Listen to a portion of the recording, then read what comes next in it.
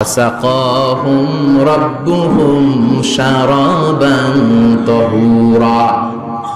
সব ড্রিঙ্কস গুলো হবে পবিত্র। দুনিয়ার বুকে আমাদের জন্য মদ খাওয়া হারাম করেছে কে? আল্লাহ। জান্নাতে ওই মদ খাওয়াকে বৈধ করে দিবে কে? আল্লাহ।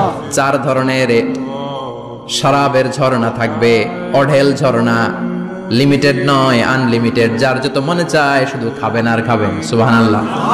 মাসালুল জান্নাতিল্লাতী ওয়াইদাল মুত্তাকুনা ফিহা আনহারুম মিন মাইন গায়রি আসিন ওয়া আনহারুম মিন লাবানিন লাম ইয়াতাগায়্যার তা'আমুহু ওয়া আনহারুম মিন খামরিন লাযযাতিন লিশ-শারিবিন ওয়া আনহারুম মিন আসালিন মুসাফফা। সুবহানাল্লাহ। 4 ধরনের পানির ঝর্ণা। কয় ধরনের? 4 ধরনের শরাব থাকবে আপনাদের জন্য। নাম্বার 1 মিনারেল ওয়াটার, বিশুদ্ধ পানি। নাম্বার 2 দুধের ঝর্ণা। সুবহানাল্লাহ কইবেন না? নাম্বার 3 মধুর ঝর্ণা। নাম্বার 4 মদের ঝর্ণা।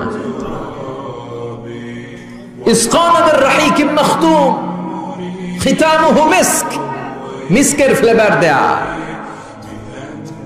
জঞ্জাবিলের আদার ফ্লেভার দেয়া, মিজাজুহা কাফুরা, কর্পূরের ফ্লেভার দেয়া, তাসনিমের ফ্লেভার দেয়া, সিল্ড নেক্টার। জান্নাতের সুন্দর সুন্দর ফুলের নির্যাস থেকে রস নিয়ে এই মধুগুলোকে জান্নাতীদের জন্য তৈরি করবে কে? আল্লাহ বলবেন ড্রিঙ্কস খাওয়ার সময় কোনো নিয়ম নাই যে এতটুকু খেতে পারবা অতটুকু পারবা না, 2 গ্লাস পাবা 3 গ্লাস পাবা না, এমন নিয়ম নাই। 4টা বিশাল বিশাল ঝর্ণা আমি দিয়ে দিলাম। পানির ঝর্ণা, দুধের ঝর্ণা, মধুর ঝর্ণা, মদের ঝর্ণা। যত মনে চায় পান করো। সুবহানাল্লাহ। প্রাণ ভরে জান্নাতীরা এই মদ পান করবে। দুনিয়াতে মদ খাওয়া আমাদের জন্য হারাম। যারা দুনিয়াতে মদ টাচ করে নাই, জান্নাতে তাদের জন্য মদকে বৈধ করে দিবে কে? আমরা দুনিয়াতে মদ খাবো না, জান্নাতে যে খাবো কোপায়া। ইনশাআল্লাহ করবেন না? ইচ্ছে মতো জান্নাতীরা খেতে শুরু করবে, ইচ্ছে মতো খাবে।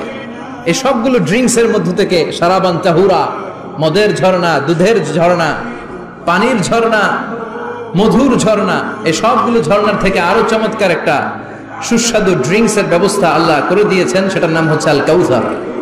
সেটার নাম কি? ইন্না আ'তাইনাকাল কাউসার ফাসাল্লি লিরাব্বিকা ওয়ানহার। ও নবী, নিশ্চয়ই আমি আপনাকে কাউসার দান করেছি। বিশ্বনবী বলেন এই কাউসারের পানি আহলা মিনাল আসাল, মধুর চাইতেও মিষ্টি। আবিয়াদু মিনাল লাবান, দুধের চাইতেও সাদা। আবরাদু মিনাস সালজ, বরফের চাইতেও ঠান্ডা। এক ঢোক কাউসারের পানি যার গলা দিয়ে নিচে নামবে, চিরকালের জন্য তার গলার তৃষ্ণা নিবারিত হয়ে যাবে।